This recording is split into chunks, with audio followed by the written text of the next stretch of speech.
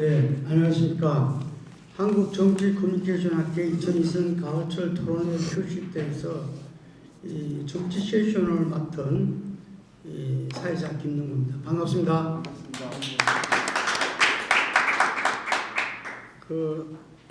사실 오늘 이 3당의 국민의힘 그리고 더불어민주당 개혁신당에 다들 당을 대표격인 사람들을 섭외를 해서 준비를 했었습니다. 그런데 아시다시피 오늘 5시에 지금 탄핵에 대해서 투표가 진행되는 관계로서 그분들이 이 역사 현장에 없을 수는 없잖아요. 직접 투표도 하셔야 되고, 그래서 양해를 구해서 그보다 더 훨씬 뛰어나신 우리 이 분들을 모셨습니다. 먼저 이 조대현 개혁신당 최고위원이십니다. 네, 인사 부탁드립니다.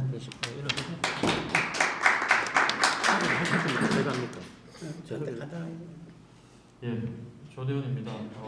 자기소개 시간이 1분 있으니까 드리면, 예. 이준석 의원이나 천하람 의원은 많이 알려진 사람이라서 소개를 안 해도 되고, 저는 육사를 나왔습니다.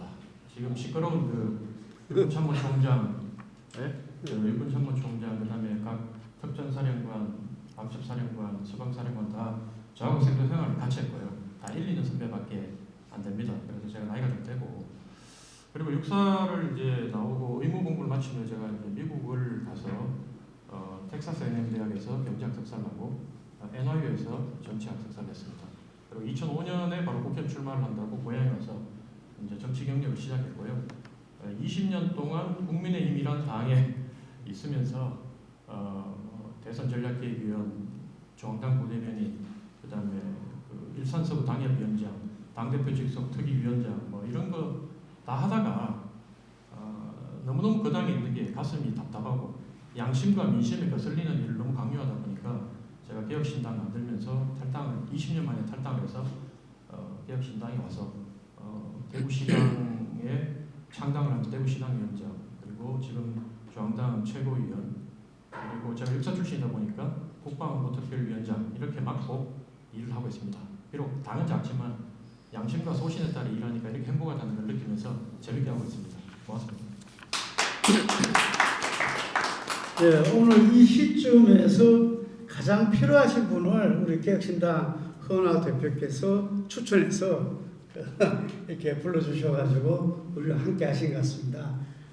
육군사관학교를 나오시고 이번 비상계엄이 어떤 식으로 이 역사적, 정치적, 법적인 그걸 갖게 될지는 모르겠지만 아마 그 부분에서 누구보다도 그 실정을 생생하게 오늘 좀 말씀해 주시지 않을까 싶고, 국민의힘 분은 오늘 못 나왔지만 국민의힘에서 20년간 정당 활동을 하셨다니까 충분히 그 말씀을 전해 주시죠. 다시 한번 박수 부탁드리겠습니다.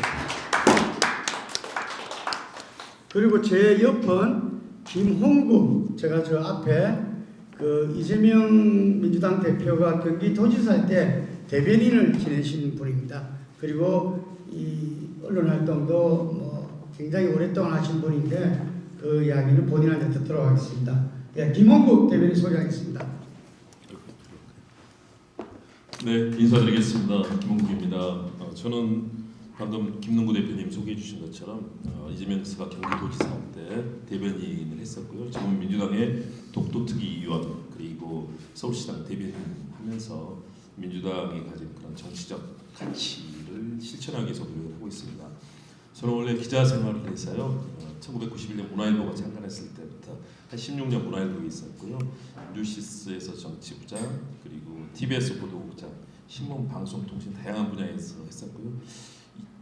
경기대의 정치전문대학원에서 제가 정치 커뮤니케이션 가르쳤습니다. 그래서 정말 그런 인연이 있는데 저도 학계에서 활동을 하고 지금도 다양한 학회 활동을 하고 있는데요. 우리 연구자님들께서 그동안에 보신 한국 정치 또 언론의 모습을 잘 또 다뤄주시고 또 새로운 그런 영역들을 개척하시고 하시는 모습 너무나 믿음직합니다. 앞으로도 좋은 이런 학회 발전하시길 바라면서요. 저는 지금의 탄핵 국면 그리고 한국 정치가 처한 상황에 대해서 정치 현장에 몸담고 있는 사람으로서 굉장히 부끄럽게 생각합니다. 2024년 AI에 대해서 정치와 관계를 얘기하는 이 시기에 1970년대 그런 비상계엄이라는 군을 동원하고 국민에게 총뿌리를 겨누는 이 비극적인 상황 속에서 오는 길에 지하철 학생들까지도 정말 이 향후 앞날을 걱정하더라고요. 오늘 여러분들 혹시라도 좋은 질문 주시면 잘 답변 드리고 이 부끄러움을 좋은 민주주의 그리고 진실과 정의가 있는 그 나라를 위해서 열심히 뒷받침되도록 하고 오늘 좋은 학회 잘 보내시기 바랍니다. 반갑습니다. 우리 김홍구 대변인께서는 그럼 정치검경학회 회원이십니까? 아니요, 여기 학회 회원은 아니고요. 바로 가입하세요. 정치 커뮤니케이션 강의도 하셨다. 제가 정치학회하고 국제정치학회, 협상학회, 보훈학회 몇 군데는 하고 있는데요. 네. 여기는 알겠습니다. 불러주시면 언제든 와서 열심히 하겠습니다. 뭐 어쨌든 지금 탄핵 정국이 되면서 내일 대통령은 이재명 아니냐 하는 이야기들이 많은데 이재명 당대표를 최측근에서 보좌인 사람으로부터 또 아주 구체적인 이야기를 들어보도록 하겠습니다. 네. 그리고 그 국민의힘은 여러분들을 섭외해서 최고위원급을 했었는데 실제로 국민의당이 지금 현재 굉장히 어렵습니다. 어렵고 우리가 오늘 주제에서도 이야기를 나누겠지만 한동훈 대표도 어제 또 확 뒤집었다가 오늘 또 다시 뒤집고 이런 과정을 보이니까 친윤이든 친한이든 나와서 이야기하기가 조심스러울 수밖에 없어요. 현적이 아니더라도. 그래서 그 점을 제가 10분 이해를 했고 그래서 정치금융학회 회장님이야 모든 분들께 제가 대신 사과의 말씀을 올리겠습니다.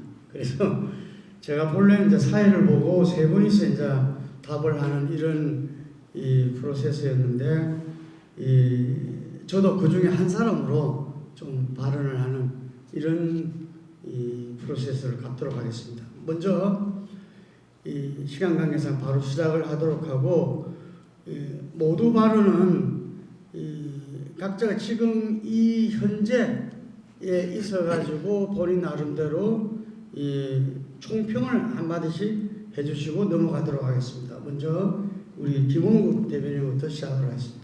네, 아까 말씀 잘 들리시나요?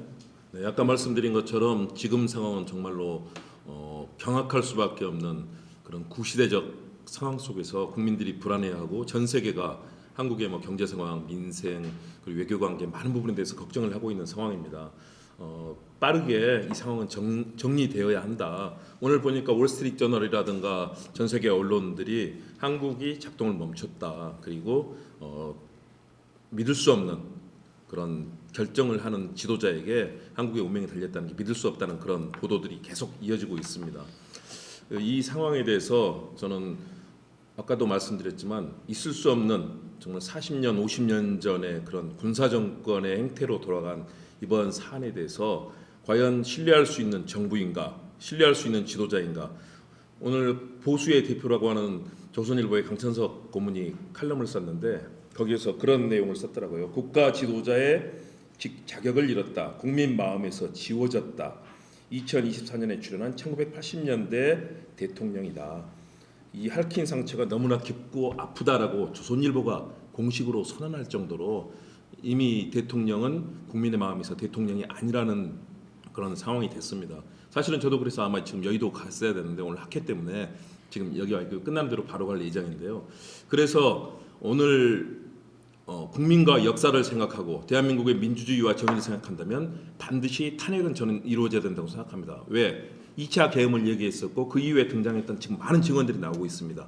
믿을 수가 없습니다. 앞으로 어떤 일이 벌어질지 알 수가 없고요. 불안한 심리 상태 속에서 어떤 즉흥적인 잘못된 결정을 내릴지 모르는 그런 지도자 상황이기 때문에 반드시 탄핵이 이루어져야 된다. 만일에 오늘 이루어지지 못한다면 임시국회 앞으로 11일부터 또 다시 아마 일주일 단위로 열리게 될 것 같은데요. 어떤 방식이든 그리고 거기서 하나 더 말씀드리고 싶은 것은 민주당은 당연한 것이고요. 개혁신당 많은 야당에서도 같이 공감을 하고 탄핵 소추안을 일단 제기를 한 것이고요. 국민의힘 의원들에게도 역사와 민족 그리고 대한민국 민주주의를 생각하고 이 불안한 국제 정세 속에서 지도자의 상황을 생각한다면 탄핵은 같이 해야 된다.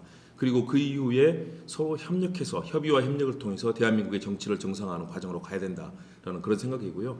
여기서 뭐 이재명 대표가 무슨 대통령이 되느니 이걸 논의한다는 것 자체는 굉장히 정략적인 계산이다. 지금 대한민국을 그런 군사 정권, 군사 쿠데타의 위기에서 구해내고 정상적인 정치 행로로 작동할 수 있도록 해야 되고요. 언론에서도 지금은 상당히 그런 경로를 추적하고 계신 걸로 보고 있습니다. 그래서 지금 상황은 굉장히 위험하고 위급하다. 오늘 5시에 반드시 탄핵안 통과가 돼야 되고 특검법도 마찬가지로 통과가 돼야 된다고 판단을 합니다. 국회에서 현명한 결정을 내려주시길 기대하면서 오늘 학회에 같이 임하도록 하겠습니다. 예, 지금 모두 발언은 앞서 그냥 들어가는 말인데 너무 길게 했어요. 그래요? 예. 우리 김홍국 대변인 알겠습니다. 앞으로 좀 압축적으로 말씀해 주시기 바랍니다. 네, 알겠습니다. 그다음 조대현 최고위원님. 예.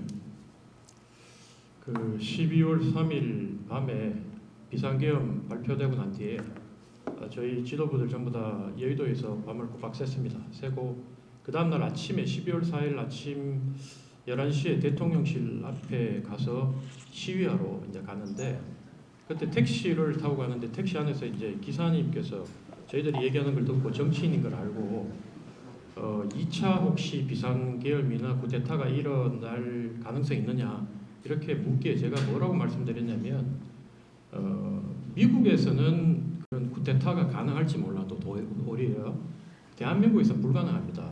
왜냐하면 그 서울역 앞에 가서 노숙자 아저씨들 이렇게 앉아서 하시는 말씀 보면 소주 한잔 걸치고 그분들도 나라 걱정하고 대통령 얘기를 해요. 그만큼 정치 수준이 높은 나라가 대한민국입니다.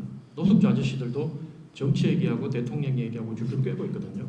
그만큼 국민 수준이 높다 보니까 사실은 쿠데타가 불가능하기 때문에 염려 안 하셔도 된다고 얘기를 했고 이번에 사실은 그 707이라는 특수부대 나머지 1공수 여단 이런 특수부대는 세계 5강한 애들 정도로 전투력이 탁월한 부대인데 마치 애기들처럼 그렇게 국회 보좌관 나이 든 사람들한테 멱살 잡히고 끌려 나오고 했던 거는 명분이 없는 그 작전이나 전쟁에 투입된 군인들이 얼마나 허약한지를 다시 한번 보여준 거고 명분이 없다 보니까 그 군인들이 싸울 대상이 없는 거예요.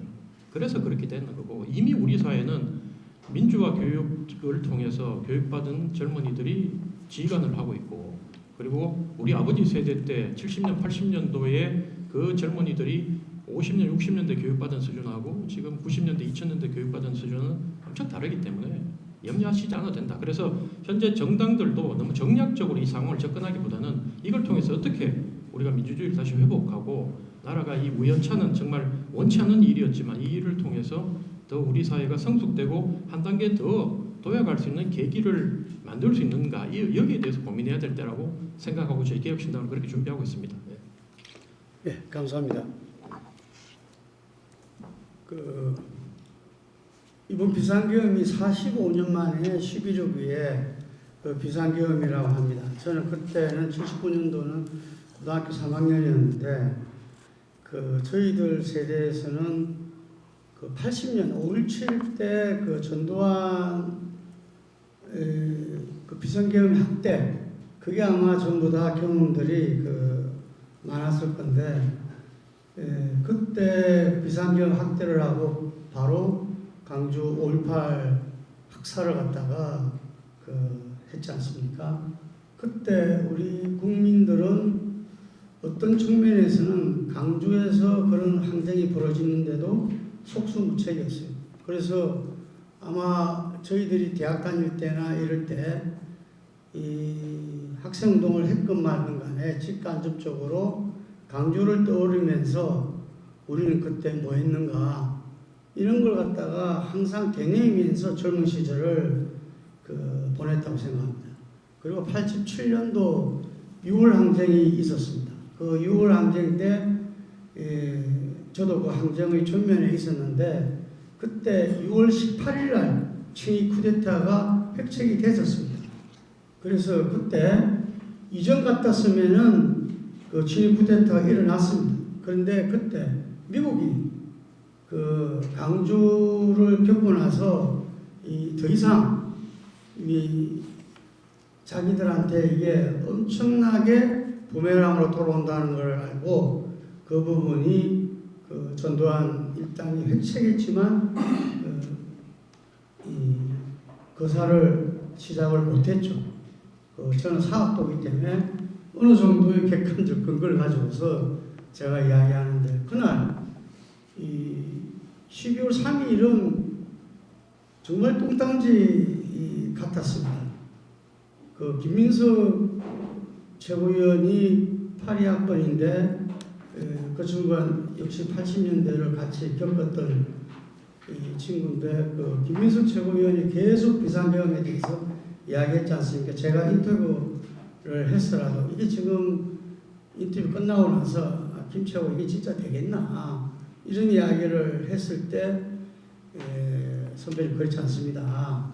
지금 정상적인 사람으로 윤 대통령을 바라보면 안 됩니다. 이런 이야기를 했어요. 저는 늘 저희가 저희 폴리뉴스에서 제가 여러 평론을 하고 그러면서도 윤석열, 김건희는 구름 위에 있다. 도대체 지금 이 나라가 어쨌든 국민들이 어떻게 살아가고 있는지 본인들이 던진 문제에 대해서 어떤 식으로 지금 반응하는지에 대해서 전혀 모르고 있거나 떨어져가지고 구름 위에서 보니까 그거는 전혀 와닿지가 않는 거죠. 저는 그게 바로 이번 11월 3일 그대로 드러났고 그리고 좀 전에 말씀하신 대로 우리 시민들이 막아냈다. 시민에 의해서 막아낸 민주주의였고 윤석열만의 비상계엄을 시민이 막아냈고 금방 우리 조철호께서 이야기하신 대로 바로 저는 군인들도 막아냈다고 생각합니다. 제가 현장에는 안 가 있었지만 TV 화면을 보면서 생생히 볼 때 저 막강 공수와 저 시민들 보좌관들 비무장 상태에 아무 힘도 없는 사람들한테 밀리는 거 보고 이거는 저 사람들이 이 명령을 갖다가 이렇게 그 중간 지휘자도 그렇고 그 실제 그 군인들도 실행할 의지가 없다. 저는 그렇게 봤습니다. 그래서 이거는 될 수가 없다 이런 생각이 들었고요. 만약에 지금 보니까 나온 대로 10시 몇 분부터 30 몇 분에 이 명령이 지금 이제 다 떨어졌잖아요. 이게 그 국회 본청 침입해라, 체포하라 다 떨어졌지만 그게 이루어지지 않았습니다. 그래서 그걸 막아낸 거는 역시 역사적인 어떤 축적을 가진 우리 국민과 시민들이었고 일선 군인들이었다 이렇게 생각합니다. 그래서 이 부분은 우리가 오늘 찬찬히 보겠지만 역시 대한민국 국민들의 위대함을 보여줬다. 저는 그렇게 생각합니다. 먼저 첫 주제로 본래 잡은 거는 윤 정부 평가와 앞으로의 국정 운영 방향에 대해서 세 당의 입장을 듣는 시간이었는데 지금 자연스럽게 이제 비상계엄에 대해서 이야기를 많이 하셨지만 좀 짧게 이야기해 주기 바랍니다. 도대체 윤석열 대통령은 비상계엄을 왜 했다고 보시는지 이 부분에 대해서 좀 짧게 대답해 주시기 바랍니다. 우리 이번에는 조채호부터 하시죠. 제가 정치를 처음 시작할 때 그 김동영 의원 옛날에 YS 비서실장했던 분의 비서부터 시작했는데 그분한테 하루는 제가 물었던 게 큰 정치를 하려면 뭘 갖춰야 되냐 하나를 가지려면 어렵게 물었더니만 그분께서 좀 고민하시다가 한 말씀하신 게 정치력 이랬어요. 정치력. 그래서 제가 정치력이 뭡니까 물어야 되는데 그때 30대라서 감히 겁이 나서 묻지는 못하고 그냥 혼자서 묵상을 계속 했는데 한 20년쯤 지나고 나니까 제가 정치권에서 좀 정치력이 뭔지 알 것 같아요.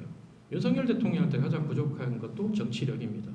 정치력이라는 게 별거 없어요. 예를 들면 댓글에서 나를 욕하는 거, 그 견디는 거 일반인들은 잘 못 견뎌요. 그러니까 저는 뭐 하루에 악플을 1000개도 맞아보고 늘 주류하고 다른 목소리를 내다 보니까 그렇게 했는데 그걸 사귀고 승화시키는 법 그 다음에 때로는 내가 너무 미운 사람이지만 목표를 이루기 위해서 그 사람하고 손을 잡고 웃으면 손을 잡아야 되는 경우에는 잡아야 되고 측근이지만 내가 더 좋은 정치를 하기 위해서 목표를 이루기 위해서 측근도 감시해야 되고 때로는 내쳐야 되고 이런 나가고 들어오고 밀고 당기고 하는 모든 능력들이 정치력인데 윤석열 대통령은 그게 너무 부족했다. 그러니까 기본적으로 자기 감정 컨트롤도 안 되는 사람이 정치에 대해서 하나도 배운 적이 없는 평생 검사만 했던 사람이 그냥 무작정 정치에 뛰어든 거예요. 국회의원부터 해서 연단을 했다면 그건 오케이. 근데 이 사람이 갑자기 대통령이 돼버린 거예요. 그래서 제가 그 당에 있으면서도 결사적으로 윤석열 대통령은 대통령이 되면 안 된다고 얘기를 했고 그 캠프에서 저를 영입하기 위해서 찾아왔지만 제가 노했던 거예요. 차마 윤석열을 대통령을 못 만들 것 같아서 마지막으로 홍준표하고 유승민 단일화라고 했다가 둘 다 저를 미워하게 됐고 뭐 그런 사정이 있는데 지금도 마찬가지. 왜 계엄령을 했냐? 이건 진짜 시대의 미스터리예요. 그건 윤석열 대통령이 법정에서 진술을 하든지 앞으로 나중에 죽을 때쯤 내가 회고록을 쓰지 않으면 모르겠는데 추측을 해보건데 자기가 봤을 때는 이게 먹힐 거라고 생각했기 때문에 한 거 아닙니까? 그리고 그 밑에 있는 김용현이라는 그 육사 선배 참모들, 그것도 밑에 있는 참모들이 이렇게 하면 될 거라고 얘기했는 걸 믿었다는 거예요. 안 돼, 저만 하더라도 안 된다고 내쳤어야 되는데 그걸 못 내치고 될 거라고 믿었다는 거예요. 군대도 한 번 안 갔다 온 사람이. 대통령이 되니까 그런 일이 벌어지는 거예요. 그래서 저는 이번에 왜 이런 일이 벌어졌느냐고 생각해 보면 어쨌든 결국은 정치력이 전혀 없는 학습과 훈련이 전혀 안 된 사람이 대통령이 되다 보니까 이런 일이 벌어졌고 앞으로 우리 사회가 이런 것들을 교훈으로 사회의 유명 인사를 기존에 있는 정치권 사람들이 지저분하고 더럽고 간사하다고 이 사람들을 다 내치고 예수님 같은 부처님 같은 사람을 모시고 온다고 해서 정치가 꼭 성공하는 건 아니다. 이 교훈을 우리 국민들이 이번에 좀 얻지 않았을까 이런 생각이 듭니다. 예, 우리 김웅 대변인. 네, 조채 의원 잘 말씀해 주셨는데요. 저는 좀 덧붙여서 결국 대통령으로서 무능하고 무책임했던 그 모습에서 일단 출발을 했다고 봅니다.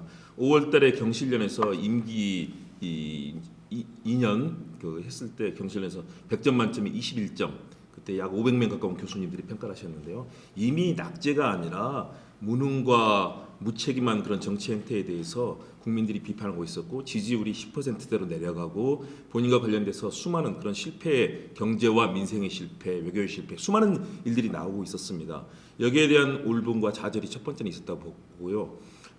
두 번째는 역시 월스트리트저널에서 그 얘기를 했는데요.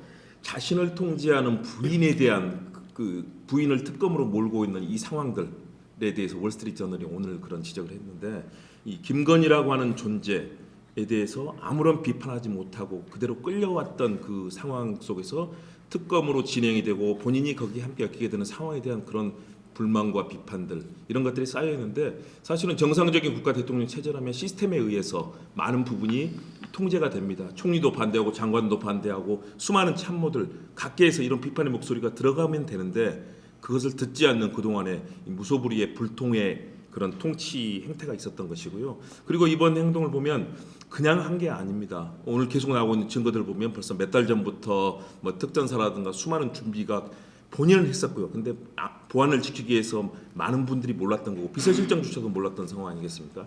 다시 말해서 그런 구시대적인 본인이 할 수 있다는 아무도 자신에 대해서 거역하지 않는 상황들 1분 얘기 건의하면은 59분 혼나고 아무도 말할 수 없는 비서실장도 누구도 장관도 아무도 얘기해도 듣지 않는 이 불통령이 돼 있는 상황에서 자신을 조여오는 이런 여러 가지 이번에 탄핵의 문제 그리고 검사들에 대한 탄핵 이런 부분에 대한 불만이 쌓여서 체포하려고 했던 명단을 보면 국회의장부터 전 대법원장 뭐 시민사회단체까지 다 이 그런 본인에 대한 그 비판과 불만이 결국은 이런 시대착오적인 선택을 한 거 아닌가 저는 그렇게 판단합니다.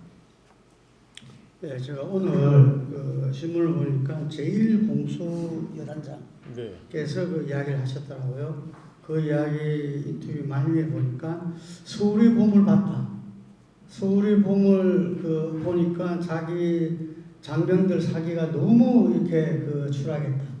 그 우리 선배들이 저런 일을 했단 말이냐. 그래서 자기가 우리는 절대로 저런 일이 벌어지서는 안 된다. 군이 정치적 중립을 위배해서는 안 된다. 라고 맹세를 했는데 이번에 그렇게 출동을 하게 돼가지고 그 본인이 절대로 이렇게 실탄 또 공포탄도 필요 없다. 뭐 이런 이야기도 하고 그 자괴감 속에서 그 이야기를 했더라고요. 그 저는 이 윤 대통령이 뭐 검찰총장 이전부터 시작해서 쭉 이렇게 짚어오고 이 대선 후보가 되는 과정, 뭐 누가 말한 대로 완전히 대국민 사기극을 벌였던 거죠. 이게 정말 공정과 상식의 대변자, 말이 안 되는 그런 건데, 당시 검찰총장도 민주당에서는 거의 뭐 80~90%가 반대했답니다. 반대했는데 어쨌든 검찰 개혁을 이룰 사람으로 저는 문재인 대통령도 속았다면 속은 거고 아니면 무능력했다. 저는 이렇게 공개적으로 그리고 제 논평을 통해서 문재인 대통령이 역사 앞에 저는 석고대죄해야 된다. 늘 그렇게 생각해요. 왜냐? 윤석열이란 괴물을 탄생시켰기 때문에. 그리고 그 이후에도 몇 차례 과정이 있었는데 그 부분을 갖다가 다 실비했다. 그래서 지금도 뭐 이번 계엄에 대해서 입장 표명을 하셨던데 저는 윤석열에 대해서 문 대통령이 정확한 자기 뭐 반성 사과 정도가 아니라 석고대죄를 해야 된다. 그런 입장인데 어쨌든 윤석열이라는 괴물은 저는 개인적으로는 제 친구랑 아주 절친한 사람이라서 검찰총장 시절부터 직접 만나지는 않았지만 수많은 이야기를 들었고 뭐 삼각 통화도 하고 그랬었는데 그 괴물임을 여지없이 보여줬고 이 12월 3일 날 감행을 한 거는 더 이상 버티기 어렵다 이렇게 생각한 것 같아요. 이 최혜병 특검을 거부하다가 이제 여당에서 국정조사에 이제 동의해버렸거든요. 동의했고 그 김건희 특검도 거부를 하고 같이 그거를 투표를 하지만 상설 특검이 지금 가동하게 돼버렸고 상설 특검은 거부권을 행사할 수가 없어요. 여당을 배제한 이 특검이 이렇게 돼버렸고 그 다음에 이 명태균을 이제 구속시켰는데 그 친구가 이른바 한금폰 이게 윤석열 김건희랑 오만 통화를 주고받은 그 한금폰을 검찰에 제출하겠다. 뭐 이런 이야기들이 아마 보고를 받았을 거고 그 창원지검의 검찰은 윤석열 통제가 미치지 않는 저는 우리가 옛날에 보면은 칼로 성한 자 칼로서 망한다. 뭐 이런 이야기가 많았잖아요. 박정희 대통령도 이 총으로서 이 쿠데타를 일으켜서 집권을 했지만 결국 총으로서 망했잖아요. 그래서 저는 윤석열 대통령은 이 검찰공화국으로서 본인이 그걸 했는데 검찰에 의해서 망할 거다 이렇게 봤습니다. 우리가 잘 아는 요즘 논란을 많이 일으켰던 정우성 그 배우가 열어냈던 또 그 영화가 있잖아요. 검찰 드라마가 거기서 보면은 검찰은 정권 초기, 중기, 말기가 다 달라가지고 캐비넷에 온갖 자료를 놔놓고 말기 되면 자기 권력과 그거 가지고 흥정을 하고 뭐 그런다 그러잖아요. 그래서 지금 창원지검은 최소한 윤석열 똘마이는 아니다. 이렇게 지금 다들 보고 있어요. 보고 있기 때문에 저 수사가 어디까지 갈지 모른다. 그래서 민주당에서 명태균 녹취가 공천계획 녹취가 까졌을 때 아마 멘붕이 왔을 겁니다. 그때. 그러면서 이걸 해결할 수 있는 방안은 견밖에 없다. 이렇게 봤을 거고 그래서 지금 조채고 이야기하신 대로 그 부분을 통할 줄 알고 한 거죠.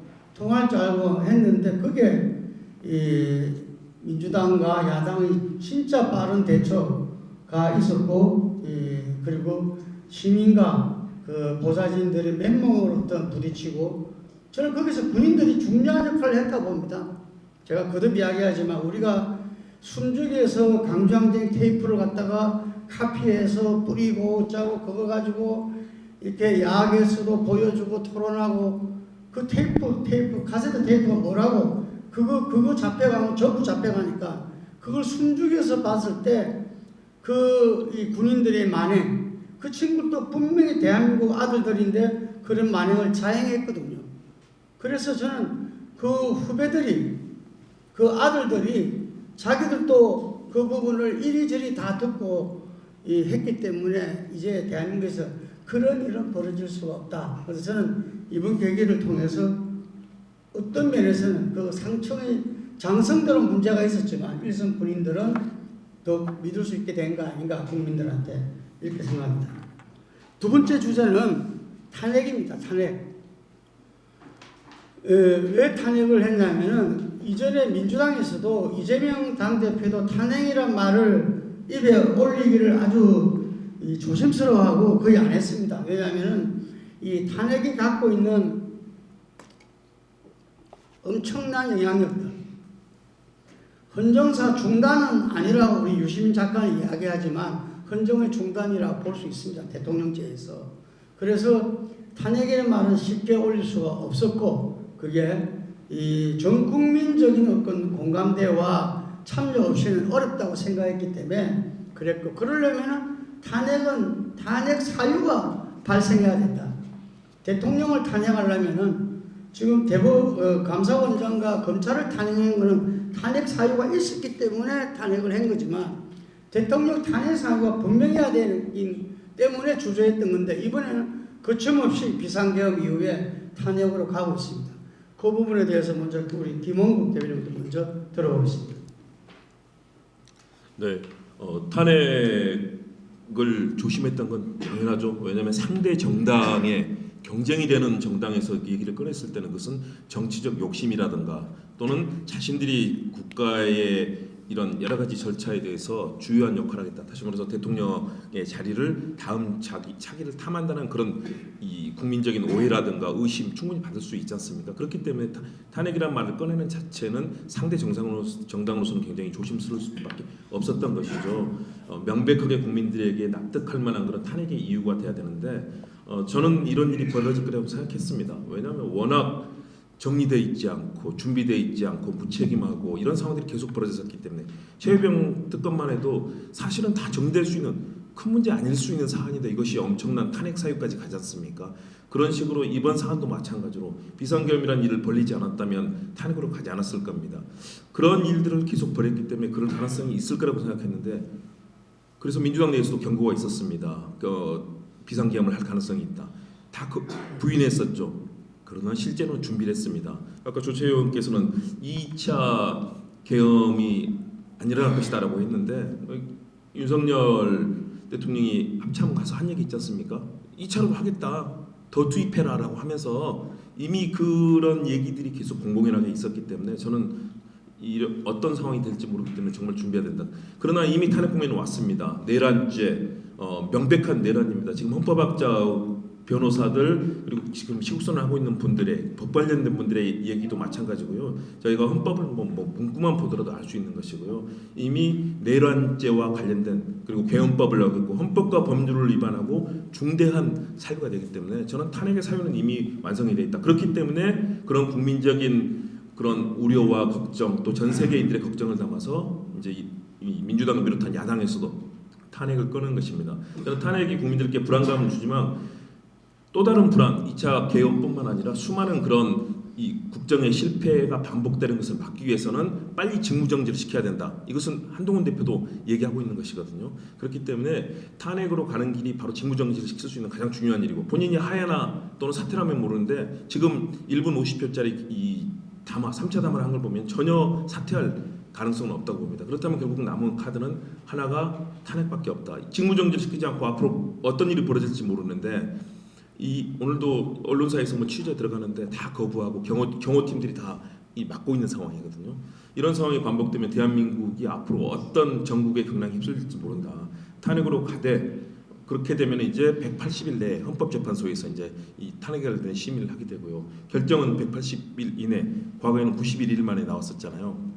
그런 과정을 거쳐서 새로운 믿을 수 있는 리더들, 그게 민주당에서 나오는 후보가 될지 아니면 개혁신당에서 나오는 후보가 될지 누구도 알 수가 없습니다. 국민의 신뢰를 받고 유능하고 실력 있는 사람이라면, 지도자라면 저는 그 기회에 대한민국의 지도자가 될 수 있는 길이 열려 있다고 봅니다.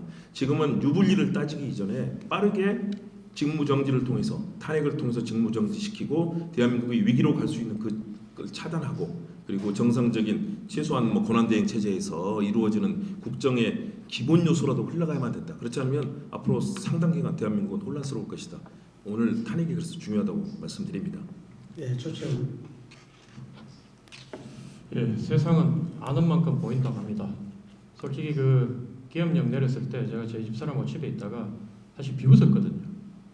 비웃었고 저는 계엄이 실제로 그렇게 내려질 거라는 상상을 단 1도 해본 적이 없고, 그래서 도리어 그 민주당의 김병주 최고위원이 이제 육사 선배임에도 불구하고 제가 늘 국회에서 그 기자실 앞에 서서 이제 김병주 의원을, 육사 선배를 공격을 많이 했어요.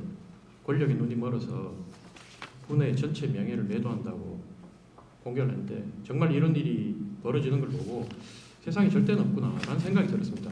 하지만 계엄이 벌어지고 무장병력이 투입되고 있지만 제가 군에 대해서 잘 알기 때문에, 제 동기들이 지금 군단장을 하고 있고 사단장을 하고 있고 또 우리 군의 시스템, 그 친구들하고 얘기를 해보면 절대로 쿠데타는 성공할 수가 없다, 우리 사회에서는. 그 점은 확실합니다. 한 명의 정말 그 이상한 사람, 정신 나간 사람이 일을 저질렀다 하더라도, 대통령이 저질러도 그렇게 돌아서는데, 그럼 과거에 전두환 세력이나 이런 육사사 조직에 의해서 조직적인 군부 쿠데타가 일어나냐? 일어나지 않는다. 알기 때문에 사실은 두려워하지 않았던 거예요. 도리어 제가 두려웠던 거는 그 민주당 여성 당직자가 그 총구 앞에서 총을 빼들려고, 만약에 그게 실탄이 장전돼 있었는데 안전정책 풀리면서 한 발이라도 나갔다면 그때는 세상이 뒤집히는 거예요. 그 위험한 행동을 도리어 하는 걸 보고 용기는 대단했지만 모르기 때문에 저러는구나. 그때 제가 가슴을 한번 쓸어내렸고요. 또 민주당이나 이 진보 진영 사람들이 계엄군에 대해서 이렇게 두려워하고 떨고, 실제로 많이 떨었거든요. 의원들도 두려워하고.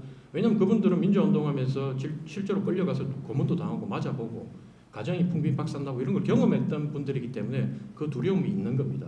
그러니까 서로 간에 이 보는 세상이 다르고 경험한 게 다르다 보니까 소통이 부재한 상태에서 이런 일이 벌어지니까 서로 대응하는 방식이 다른 거고요. 저희 개혁신당에서 어제 제가 이제 국방안보특별위원장으로서 제일 먼저 하라는 게, 제가 우리 당대표한테 제안해서 보도자를 낸 게, 실제로 움직인 스기스타 3명, 특전사령관, 특전사령관, 방첩사령관, 그리고 수방사령관 3명을 빨리 직무에서 배제해라. 국민들이 불안해하니까. 이미 그 사람들은 김병주 의원한테 투항해서 특전사령관이 눈물 질질 흘리고 하는 걸 봤기 때문에 더 이상 지휘권이 없다는 걸 알았지만, 그래도 국민들이 불안하니까 빨리 업무에서 배제해서 다른 곳을 보내고 타 출신으로, 육사 출신이 아닌 타 출신으로 채우라고 했는데, 실제로 몇 시간 뒤에 저희 성명을 듣고 국방부에서 한 건 아니지만 그 정도 정무 판단을 하고 실제로 우리 움직여서 국민을 안심시키는 걸 봤습니다. 다시 이제 탄핵으로 돌아가서 탄핵을 해야 되느냐 말아야 되느냐, 국민들한테 탄핵에 대해서 물어보면요, 두 가지 감정이 좋지 않은 것 같아요. 첫 번째는 탄핵을 한번 해봤기 때문에 탄핵을 2번 왜 못하느냐, 잘못하면 탄핵해야지. 이미 윤석열 대통령은 국민들이 심정적으로 봤을 때는 90% 이상의 국민들이 탄핵에 동의하고, 뭐 약한 형태든 강한 형태든 동의를 하고 있다고 봅니다. 근데 왜 여론조사를 하면 73%밖에 안 나오냐? 왜냐하면 탄핵을 해봤더니만 기껏 들어선다는 게 문재인 정권이거든. 문재인 정권이 들어서서 나라를 망치는 걸 봤기 때문에 국민들은 탄핵을 해도 그놈이 그놈이다, 예수님처럼 부처님처럼 세상이 확 바뀌지 않는다는 걸 알고 있다는 거예요. 근데 그 문재인보다 더한 전과 사범에 지금 각종 사법 리스트가 있고, 이 윤석열은 대놓고 어설프게 쿠데타를 하다가 실패해가 저래 끌려 내려가지만, 이재명은 과연 얼마나 교묘하게 사람들을 괴롭힐까? 여기에 대한 공포와 두려움이 있는 거예요. 당장 저희 가족들, 경상도와 고향의 우리 부모님들. 그래서 윤석열이 나쁜 놈이지만 절대로 이재명한테 정권 주면 안 된다. 이게 결집해가지고 20몇 프로가 형성돼 있는 거예요. 그게 지금 20몇 프로면 앞으로 시간이 갈수록 이재명 대표에 대해서 사법 리스크가 부각되고 민주당이 오만해져서 벌써 정권 잡은 것처럼 헛발질을 하다 보면 그 숫자는 계속 늘어나면서 다음 대선에 가서, 현재는 제가 90% 이상 민주당이 승리할 거라고 보지만, 단 그 대상이 대권 후보가 이재명 후보가 나온다면 이쪽 보수 진영도 뭉쳐서 한번 붙어볼 만하다, 이런 생각을 하는 것 같아요. 예, 고위하기에 대한 우리 김홍국 부대표님 반론이 많은 대표님 반론이 많으실 건데 못한 이야기하고요. 네. 제가 볼 때는 그랬습니다.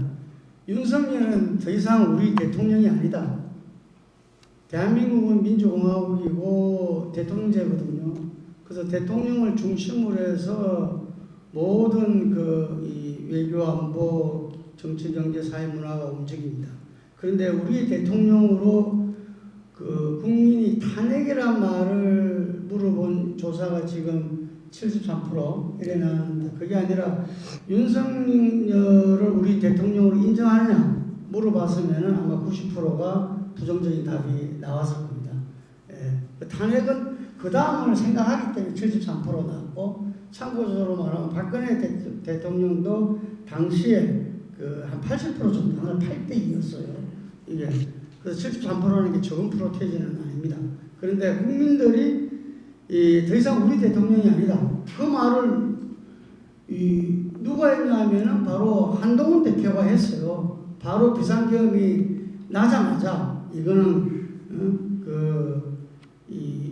헌법을 위법한 비상계엄이다. 이렇게 이야기를 국민과 함께 막아내겠다 이야기를 했어요. 근데 그 다음부터 자꾸 이렇게 바뀌어져. 그때 이 당원 게시판 논란으로 망가진 한동훈 리더십이 국민들한테 다시 세워졌는데 그 다음 계속 바뀌는 바람에 저는 이 춤을 추고 있다고 생각해요. 그 국가 리더십을 세울 친구들은 그렇게 리더십이 이렇게 널뛰기처럼 가면은 미래가 없습니다. 그래서 한동훈 대표를 보좌하고 있는 그 박정아 비서실장이 제가 아주 이렇게 사랑하는 후배인데 그 친구 보좌를 잘못하는 것 같아. 목숨을 걸고 국가 리더십 지도자가 될 친구들은 그렇게 널뛰기식으로 되는 국민들이 절대로 지지하지 않죠. 지금 아까 우리 김 대변인이 말씀하신 대로 뭐 헌법학자, 법률학자, 교수들 그리고 이 대한변협 뭐 전부 다 이거는 말하자면 그냥 내란죄다. 그렇기 때문에 그 탄핵으로 가야 된다라고 이야기하고 있습니다. 예.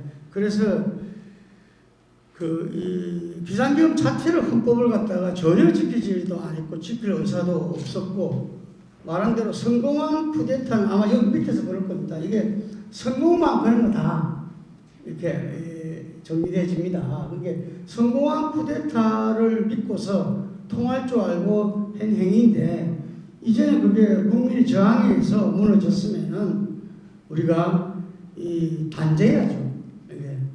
그 단죄가 여러 가지 방법이 있겠지만 본인도 인정했잖아요. 수사받아라. 근데 그 수사도 특검을 통해서 받아야 됩니다. 특검을 통해서 수사를 받아야 되는 거고 그 다음에 그나마 가장 명예로운 길은 하야입니다. 하야. 이승만 대통령이 하야를 받고 갔을 때 다 보내줬어요. 이게 하야의 길입니다. 그런데 하야할 의지는 1도 없는 것 같고 그럼 나머지 방법은 탄핵밖에 없는 거죠. 그런데 오늘 보니까 5시부터 벌어지는 표결에서 탄핵이 무산될 가능성이 높다. 그래서 매주 민주당을 하겠다 했는데 제가 아까 저 접견장에서도 말씀드렸지만 지난 박근혜 탄핵도 234명의 국회의원들이 의결을 하고 헌재에서 파면 결정이 났지만 그 탄핵을 이룬 분은 국민들입니다. 국민들이 연인은 1,800명이 국민들이 이 박근혜 탄핵을 외쳤기 때문에 그 당시 새누리당 의원들도 60여 명이나 이 탄핵에 합류했고요. 지금 국민의힘 의원들도 여러 가지 이야기를 하고 오늘 보니까 그 윤상현 의원이 아주 또렷한 그 의조와 이 돌망돌망한 눈으로서 지금 그냥 탄핵하면 나라 망한다. 국민을 위해서 더 나와서 우리 아이들을 위해서 탄핵을 막아야 된다고 이야기하고 있습니다. 아주 뛰어난 이 친구인데 그게 역사를 모르면 그런 소리를 하게 되는 겁니다. 제가 볼 때 지금 우리 대한민국 국민들의 수준이 어느 정도인지를 아마 곧 깨닫게 될 겁니다. 그래서 오늘 여의도와 전국에서 벌어지는 집회가 지금 전국적으로 그게 안 일어나고 있잖아요. 오늘 탄핵이 무산되면은 바로 이제는 다음 주부터는 전국적으로 일어나서 지난번에 800만 명보다도 더 거센 국민적 저항이 일어날 거고 거기에는 아마 제일 먼저 놀래서 손드는 게 국민의힘과 한동훈 대표가 되리라고 저는 확신합니다. 자, 이 다음은 현재 윤 대통령은 오늘 담화에서 자기 임기 단축을 포함한 이 전국 방안을 우리 당에 맡기겠다. 그래서 자기 정부와 당이 잘 이끌어가기를 바란다는 이야기를 했습니다. 그래서 이 부분에 대해서는 어떻게 생각하시는지, 뭐 헛소리다 이런 사람도 있지만 그래도 아직 현직 대통령이 한 이야기잖아요. 그래서 국민들은 궁금해요. 그 부분이 도대체 뭐 어쩌자고는 이야기인지 그 부분에 대해서 한 말씀씩 부탁드리겠습니다. 우리 조채우 의원님. 예, 저같이 양쪽 눈치 보지 않는 극단주의를 가장 배격하고 상식과 합리에 의해서 정치가 이끌어지기를 바라면서 지금까지 한 20년 정치해온 사람의 눈에서 보더라도 윤석열 대통령의 현재의 상황인식은 아주 빵점이다. 저러니까 결국 이 상황까지 왔구나라는 생각이 들었고, 문제는 뭐 윤석열 대통령은 이미 그 대통령으로서의 그 권위와 정당성을 잃었기 때문에 저는 하루라도 빨리, 한시라도 빨리 그 자리에서 내려오는 게 맞다고 찬성하는 쪽입니다. 하지만 더 이해가 안 되는 것은 그 국민의힘이란 집단이거든요. 제가 그 20년 있었지만 그 개인적으로 만나보면 이 사람들이 저하고 이제 토론을 하거나 이러면 오늘 국민의힘 김경진 전 의원이 나오셔야 되는데 안 나온 게 저라도 못 나왔을 거예요. 나와 할 얘기가 없잖아요. 당을 까거나 두둔했다거나 여러분들 상식적이지 않은 말을 한다고 여러분들한테 눈치가 보이고 그러다 보니까 못 나온 건데, 그 사람들이 개인적으로 만나보면 상당히 많은 의원들이 뭔가 잘못되고 대통령이 빨리 물러나는 게 맞다고 얘기를 해요. 근데 그 집단 안에 들어가면 그렇게 되는 거예요. 왜냐하면 이게 이제 잘 따져보면 왜 이런 일이 벌어졌냐면 이 양극단주의가 판을 치는 정치 지형 때문에 그렇습니다.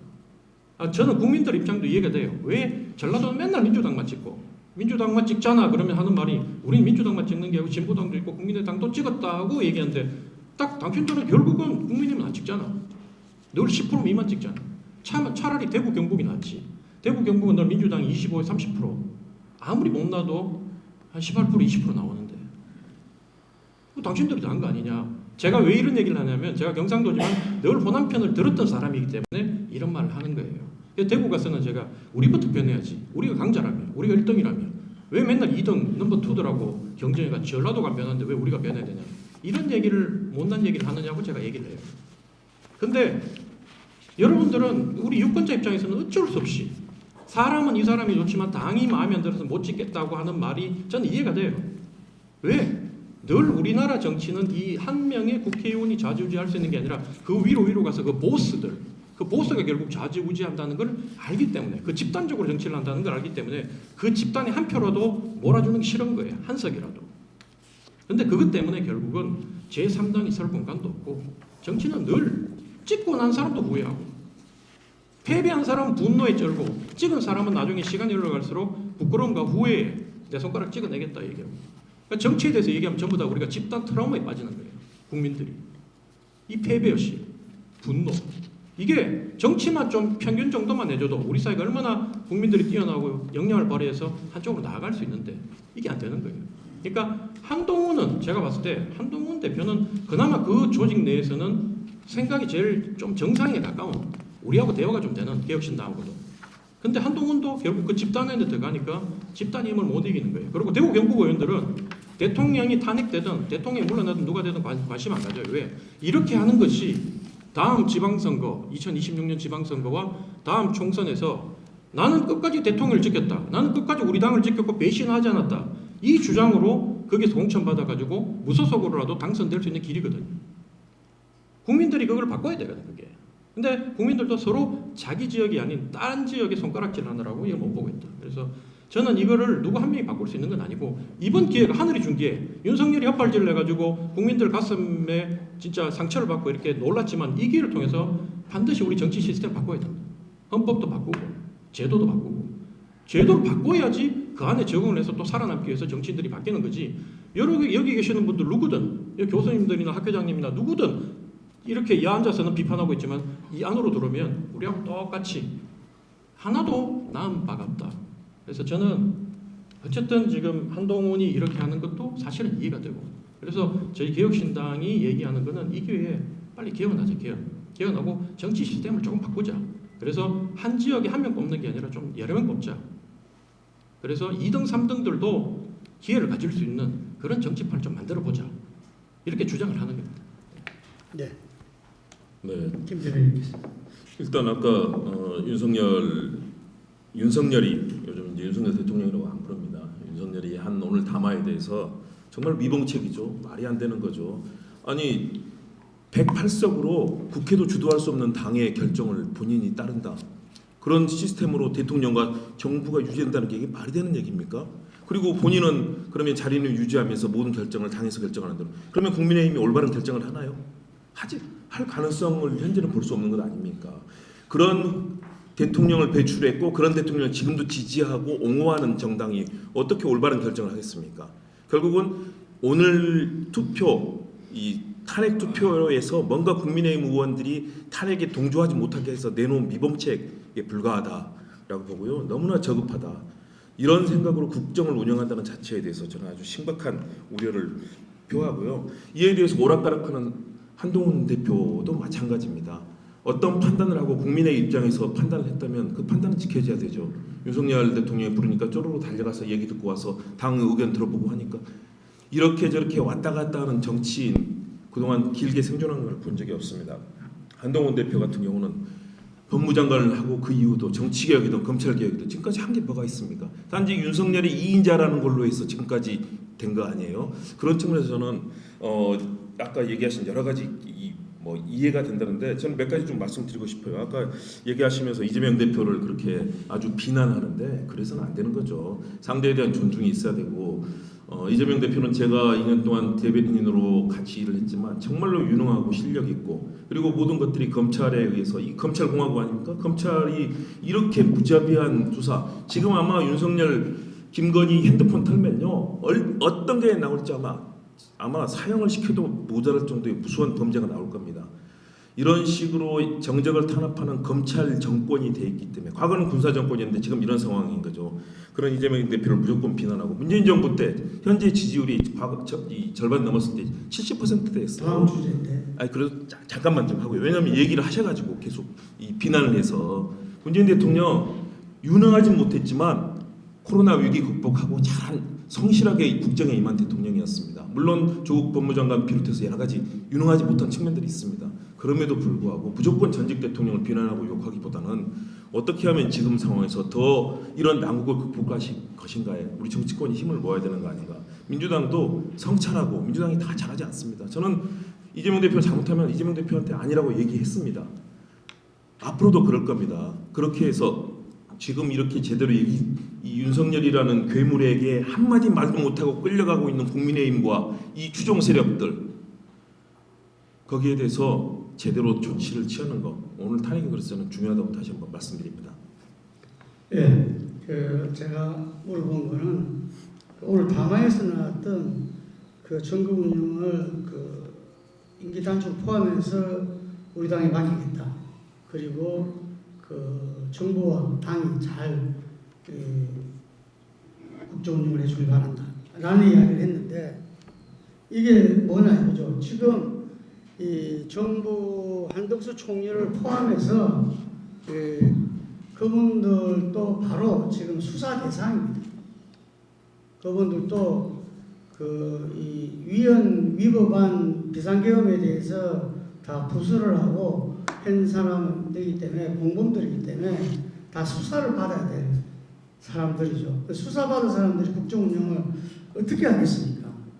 그 인식 자체가 말이 안 돼요. 그러니까 제가 아까 이야기한 한동훈 대표가 본인이 위헌 위법한 비상계엄이다 했을 때 그 말이 그 똑똑한 검사 출신, 그 자부심 강한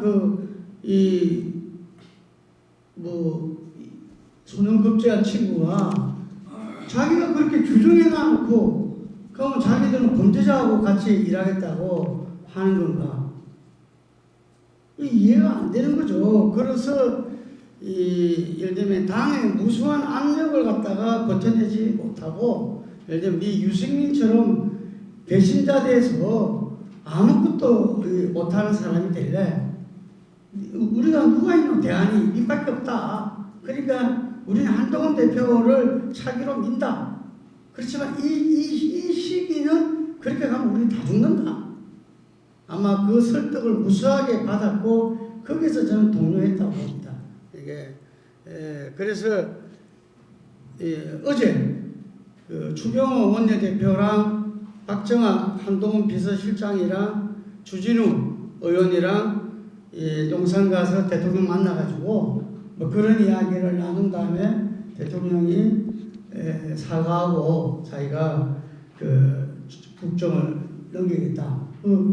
이 친한 쪽에서는 그 넘기는 거를 한동훈한테 넘긴다. 이렇게 이제 자기들은 받아들인 거죠. 예.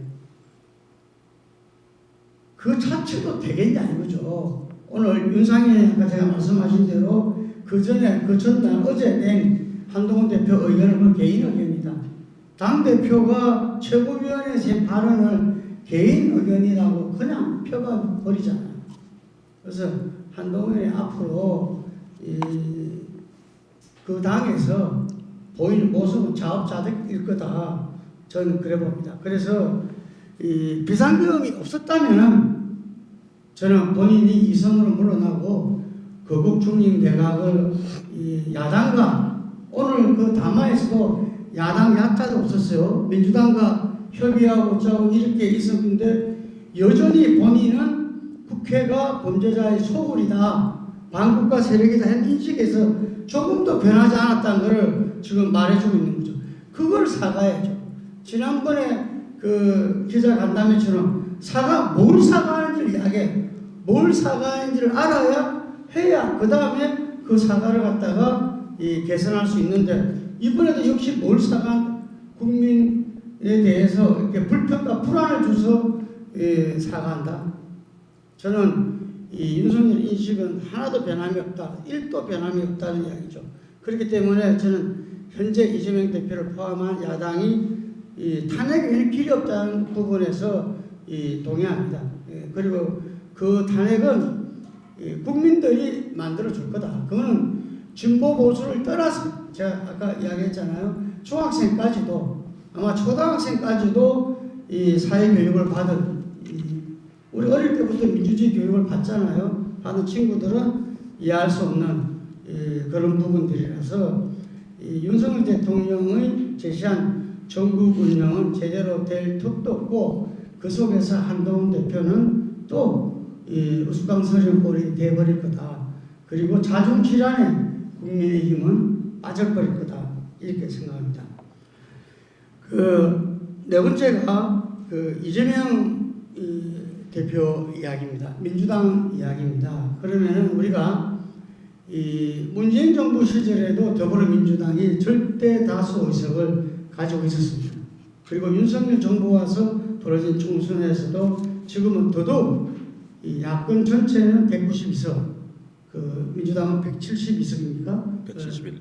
네, 172석을 갖고 있습니다. 그런데 범죄자의 소굴이라는 말을 들을 정도로 대통령에 대해서 전혀 견제를 못했습니다. 저는 그것은 우리나라의 제왕적 대통령제 제도의 문제도 크다고 이렇게 봅니다. 그렇지만 어쨌든 국민한테는 대안이 필요합니다. 대안이. 그 대안이 존재로서 더불어민주당과 이재명 대표 어떻게 평가하시는지 한 말씀씩 부탁드리겠습니다. 우리 유봉국. 네네, 감사합니다.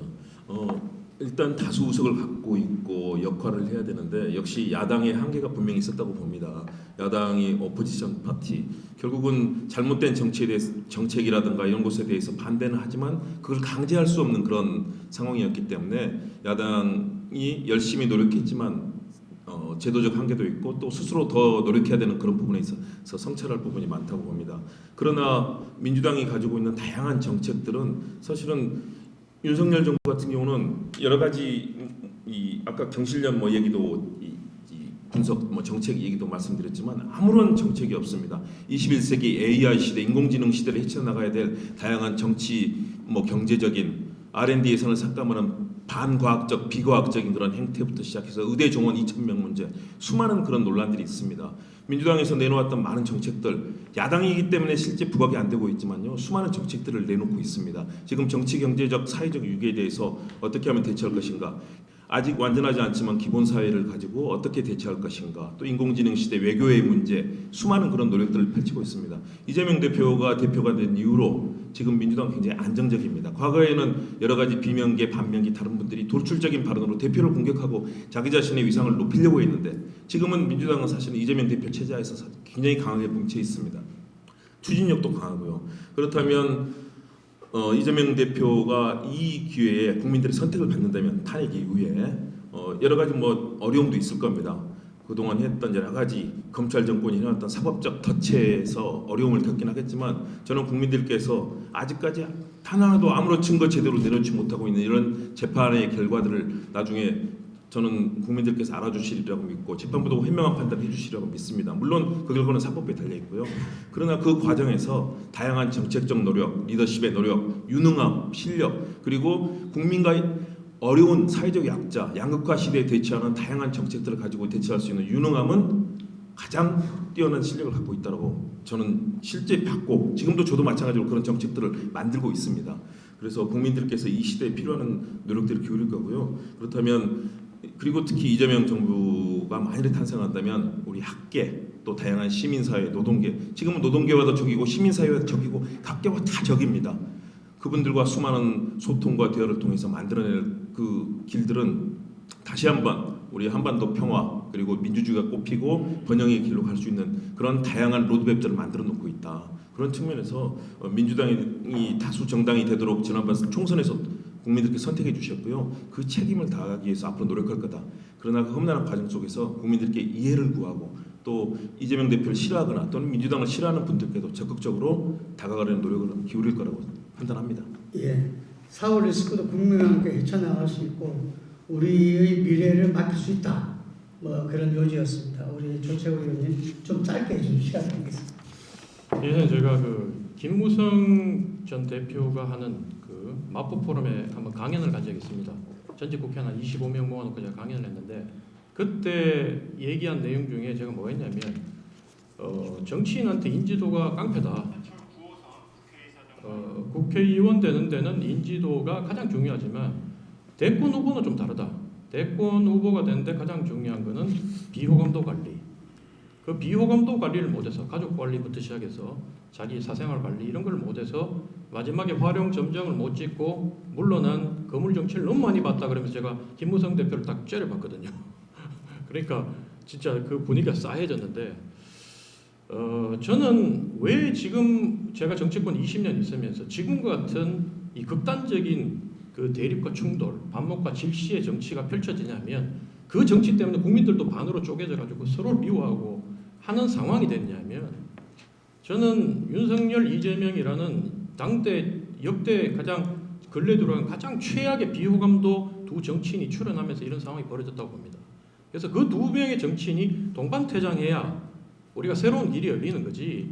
저는 윤석열이기든 이재명이기든 지난 대선 때 제가 뭐라고 얘기를 했냐면, 누가 이기든 간에 특히나 윤석열 후보가 이기게 되면 국회가 민주당으로 넘어가 있는 상황이기 때문에 첫 2024년 총선 있기까지는 야당이라는 심정으로 모든 것을 민주당에 다 내주고 엎드리고 지고 빌고 이렇게 해서 국민들이 바라봤을 때 도저히 저놈의 그 거대 야당 때문에 우리 대통령이 일을 못한다는 동정의식을 얻어가지고 동정심을 얻어서 다음 남은 3년 가지고 자기가 하고 싶은 국정개혁 정치를 해야 된다고 주장을 했는데, 이 양반도 정치력이 없다 보니 되자마자 거들먹대고 자기 뜻대로 하고 야당 무시하고, 기본적으로 검사를 평생 했던 윤석열 대통령 입장에서는 저 범죄자인데 저 범죄자하고 어떻게 타협하고 대화를 하냐, 이런 생각을 머릿속에 다 가지고 있었던 거예요.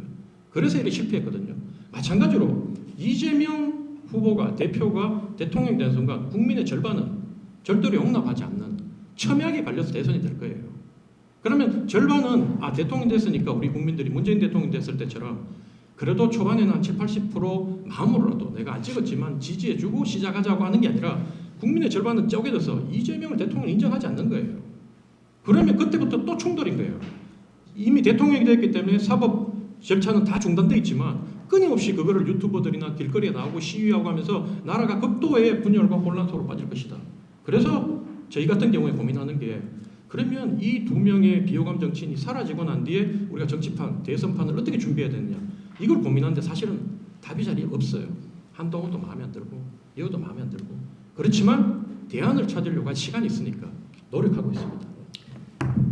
자, 제 이야기는 맺은 말로 같이 하겠습니다. 시간 관계상 맺은 말을 두 분도 한 2분 정도씩 하시면 5시까지 끝나지 않을까 싶습니다.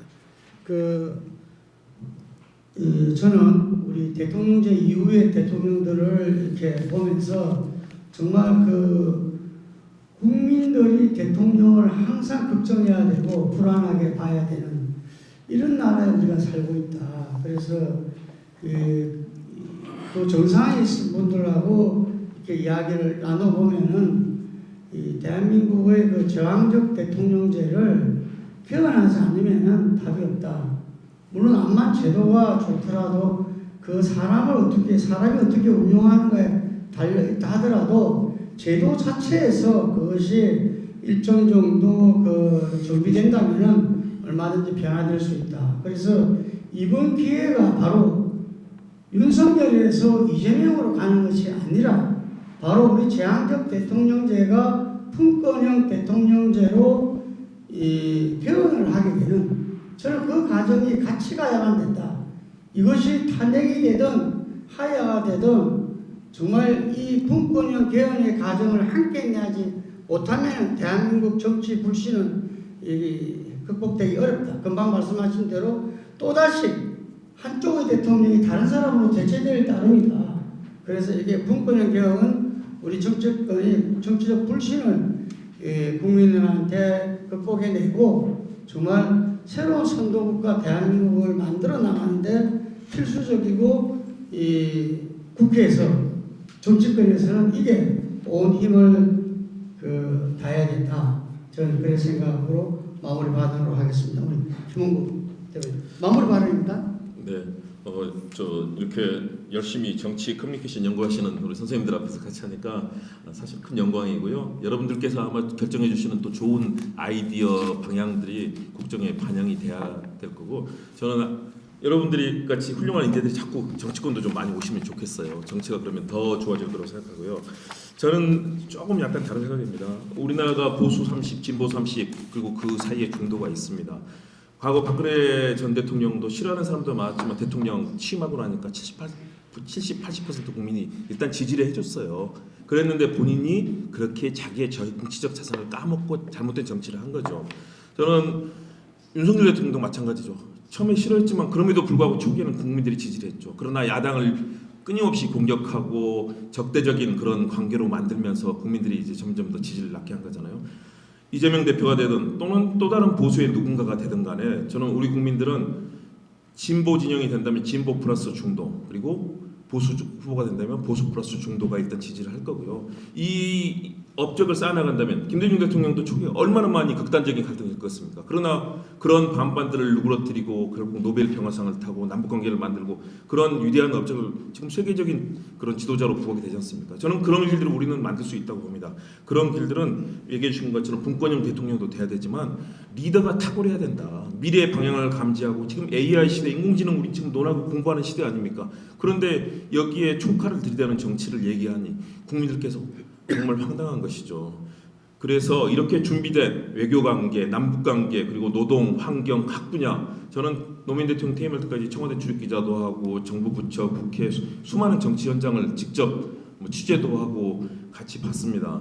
유능한 지도자가 있으면요 달라집니다. 그래서 리더십이 중요한 겁니다. 훌륭한 리더가 탄생해서 그런 국정의 현안들 그리고 대외관계 많은 부분들 남북관계 이대로 가면은 남북은 영원히 만날 수도 없고 우리는 끊임없는 갈등의 시대로만 남아 있을 겁니다. 이런 부분을 해소할 수 있는 유능한 리더십과 지도력 그리고 미래를 보는 비전이 있는 지도자가 등장할 때 이 판을 바꿀 수 있고 그리고 학자도 만나고 교수도 만나고 시장의 상인도 만나고 수많은 분들의 지혜를 구하는 그런 소통하는 그런 지도자가 만들어진다면 가능하다고 봅니다. 예, 그래서 마무리 좀 하고 있습니다. 그래서 그런 얘기를 많이 좀 해주시고 오늘 꼭 탄핵 안 되면 조만간에 가장 빠르게 탄핵을 해서 대한민국이 정상으로 가도록 우리 학자 여러분들께서 도와주시기 바랍니다. 감사합니다. 조채원님. 예, 한때 대한민국은 강력한 대통령이 필요했습니다.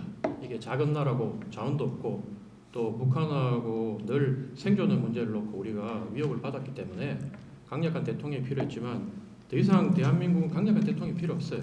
기업들은 간섭 안 해주는 게 그 사람들이 최대한 능력을 발휘하는데 가장 정부가 해줄 수 있는 거고 학교도 마찬가지 아닙니까?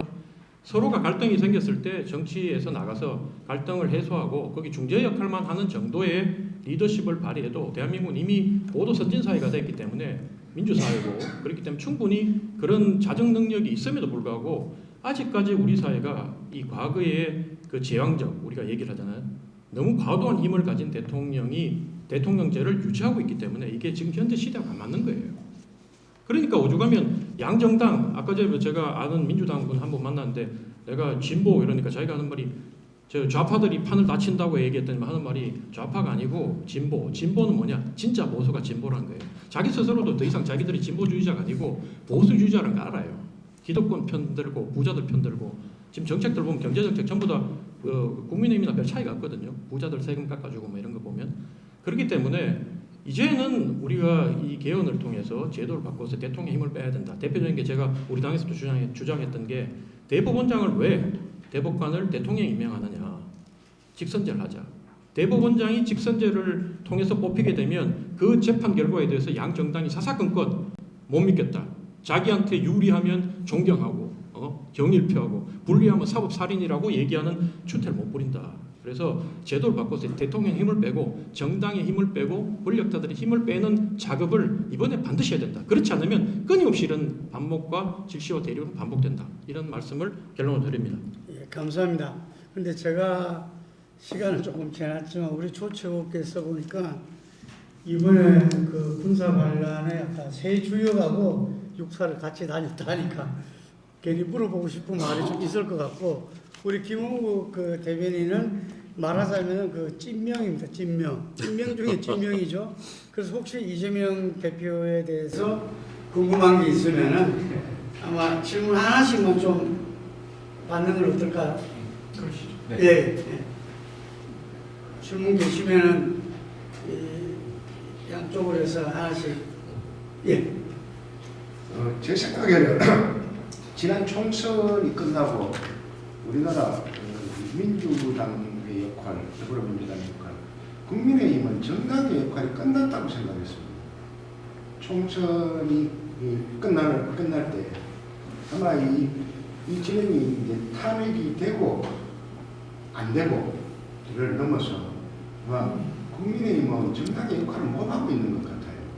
국회에서 정당의 정책이라든지 이런 것들이 국민들에게 전달도 안 되고 레토릭도 전달도 안 되고 그 대표님도 그렇고 원내대표도 그러시고 원내대표도 관료 출신이시고 그다음에 대표도 한 번도 정치를 안 해보신 분이고 그러니까 원인이다 이런 것들이 전혀 없고 그렇다고 거기 안에 있는 의원님들이 정말 민주당에 있는 더불어민주당에 있는 의원님들처럼 정말 훌륭한 정치인들이 많이 있는데 그런 것처럼 전혀 기능을 못할 것 같아요. 그래서 탄핵이 되고 안 되고 끝나서 국회이 어떻게 될 것까 해체 수준으로 가야 할 건가. 국회의원 20년간 계셨잖아요.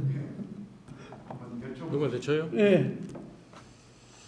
제가 이거 지난주에 모두 발언회가 최고위원 모두 발언을 했기 때문에 정확하게 알고 있는데 국민의힘 저도 끝났다고 생각하고 빨리 끝내고 싶어요. 그래서 이준석 대표가 얘기했던 게 국민의힘은 정당 해산 청구하겠다라고까지 얘기를 했는데 문제는 뭐냐면 그렇게 끝난 대통령 지지율이 16%밖에 안 나왔는데 국민의힘 정당 지지율이 31%고 그렇게 훌륭한 분들이 모여있는 깨끗하고 바르고 정직한 사람들이 모인 더불어민주당은 32% 나왔어요. 1% 더 많은 거. 이건 어떻게 설명하겠냐. 우리 국민들이 바라봤을 때는 독인 개긴이란 거예요. 서로 자기가 깨끗하다, 완전히 깨끗하다, 뭐 예를 들면 자기들이 정통하다고 얘기하고 뭐 자기만이 생존해야 된다고 얘기하지만 국민들이 그를 바라보지 않는다는 거예요. 이게 물밑에서 흐르는 민심은 이 정치 고관여자들이 마이크를 들고 거리에서 떠들고 유튜브에서 떠든 내용하고 좀 다르다. 그래서 그러니까 늘 표도 깨봐야 되는 거고. 그래서 만약에 국민의힘 지지율이 한 10% 밑으로 내려가면요, 저 당 없어져요. 그리고 우리가 정당 해산 청구를 하면 아마 법원에서 받아들일 거예요. 근데 국민 지지율 여전히 31%인 당을 없애버리면 그건 정치 보복밖에 안 되는 거예요. 금방 조채호께서 중요한 말씀을 하셨는데 대통령 지지율은 10% 떨어지는데 왜 정당 지지율은 더불어민주당이나 국민의힘이나 비슷하느냐? 어떤 조사에서 국민의힘이 높게 나왔어요. 이게 지금 여론조사 업계에서도 그렇고 정치권에서 가장 중요한 이 부분이거든요. 제가 여의도에서 한 34년간 본 경험으로 이렇게 봤을 때는 이 강고한 지역주의와 우리 보수의 결합, 이것이 아직까지 국민의힘을 버리지 않은 거예요. 그게 이 자기 것으로 이렇게 이 부분들은 취하고 있습니다. 이게 그 이전에 그 새누리당이 결국은 탄핵을 하고 나서 당이 깨졌거든요. 이게 깨졌는데 현재는 이 자기들은 윤석열이가 가더라도 우리는 한동훈을 또 그 다음 누구를 통해서든지 얼마든지 우리는 민주당에 붙을 수 있다. 이 세력들이 있는 거고 그것이 바로 지역주의와 이 보수의 어떤 결합으로 나타내고 있는데 그 제가 볼 때는 이 부분도 그 국민적 저항에 의해 가지고 이 깨지게 돼 있고 자중이 이 본래 모든 정권이 무너질 때는 내란으로 무너집니다. 내분으로. 그래서 그게 저는 멀지 않았다. 그래서 제 개인적 생각은 우리 개혁신당이 그걸 대체하지 않을까 이런 기대를 해봅니다. 이재명 대표한테 묻고 싶은 분 계십니까? 다 아실 텐데. 예, 회장님. 그 세 분의 말씀을 쭉 들으면서 정치 현실에 대해서 굉장히 이런저런 생각이 많아지는 쟁점 토론 시간이었는데 이제 굳이 구분을 해서 후원자분들께 하나씩의 질문을 받겠다고 하시니까 그 대목 중에서 한 가지 제가 평소 갖고 있던 생각을 조금 공유하고 질문을 드리고 싶은 게 있습니다. 우리가 정치인들께서 굉장히 겉으로는 국익을 많이 논의하시고 진영에 치우치지 않았다는 말씀을 하시는데 결과론적으로 해석을 해보면 지난 행동들은 결국은 당리당략 또는 그 이면에 개인적인 이해나 이익이 기반이 된 상태에서의 결론이었다라는 것을 반추해 볼 수 있는 경우들이 많거든요. 만약에 지금 탄핵 정국에서 탄핵이 이루어지지 않았을 때 초래하게 될 국가적 혼란은 훨씬 더 크다는 것을 우리는 다 알고 있잖아요. 그런데 방금 조대원 최고위원께서 말씀하셨던 것처럼 그 탄핵을 통과시키거나 부결시키는 데 있어서의 걸림돌이 있다면 인식적 걸림돌은 결국은 리더십을 발휘하는 두 분의 보수들에 대해서 갖고 있는 비호감이잖아요. 그러면 이재명 대표 측에서 그런 것들을 인식하지 못할 리가 없고 다 알고 있다면 본인의 리더십으로 자기가 취할 수 있는 이해나 이익을 내려놓는 방식을 제안하면서 탄핵을 추진할 거기에 대한 리더십도 앞으로 존재할 수 있다고 보십니까? 저는 우리 회장님의 질문을 들으면서 가능성은 있다고 봅니다. 왜냐하면 제가 이재명 대표와 기사실에서 같이 일했던 상황을 보면은 자신의 사익을 가지고 한 번도 의사결정을 한 적이 없어요. 검찰이 뭐 무수하게 뭐 압수수색 해가지고 이런 것들 했지만 사실상 뭐 개인적으로 착복을 하거나 뭐 이익을 하기 위해서 아무런 증거도 내놓지 못했잖아요. 그리고 이재명 대표가 어떤 정치를 위해서 본인이 역할을 하겠다라고 판단하면서 열심히 뛰겠지만 그러나 중요한 순간에는 정치인으로서 저는 개인에게 손해를 보는 결정을 하더라도 감수할 수 있을 정도의 그런 정치적인 도덕성 안목은 충분히 갖고 있는 분이라고 봅니다. 대신에 너무나 많은 그런 그 검찰에 의한 공격 이런 부분에 대해서 본인이 이제 수긍을 못 하고 계시는 거지만요. 그러나 역사를 위해서 그런 상황이 된다면 그런 결단을 할 수 있는 가능성은 저는 옆에서 봤다고 생각합니다. 무시무시한 이야기네요. 옛날에 전두환 독재에 맞섰을 때 김대중 대통령께서 대선 불출마 선언했어요. 뒤에 번복했지만 그래서 그 비호감이 엄청나게 변화된 거죠. 그죠? 지금 만약에 이재명 대표가 대선 불출마를 선언하는 그 상황이 온다면은 아마 그거는 혁명이 일어나지 않을까 생각해 봅니다. 근데 대신에 그것은 결정적인 그런 상황이어야 되겠죠. 왜냐하면 지금은 판이 바뀌고 전체 이런 흐름 속에서 이루어지는 거기 때문에요. 그거는 최후의 마지막 뭐 그런 상황에서 고독한 결단을 내리는 것이고, 그 전에는 정치인은 정당은 권력을 잡아서 국민을 위해 봉사할 수 있는 기회를 하는 게 결국 그게 정치의 목적이잖아요. 그래, 그런 측면에서 열심히 할 겁니다. 본인이 해야지. 우리 김홍국 대변인 그걸 나가면 본인 정치 생명 끝나. 저는 괜찮습니다. 저는 제 괜찮아요. 이익을 위해서 하는 건 아니니까요. 알겠습니다. 네, 오늘 우리가 한국정치커뮤니학회에서 주최한 가을철 정기 학술대회 오늘 탄핵 투표 이제 곧 시작하게 되겠죠. 어수선한 가운데서 그래서 여러 가지로 좀 부족한 면이 많았을 거라 예상되는데 여러 우리 연구자분들께 심히 좀 양해 바라겠습니다. 이것으로서 모두 마치도록 하겠습니다. 감사합니다.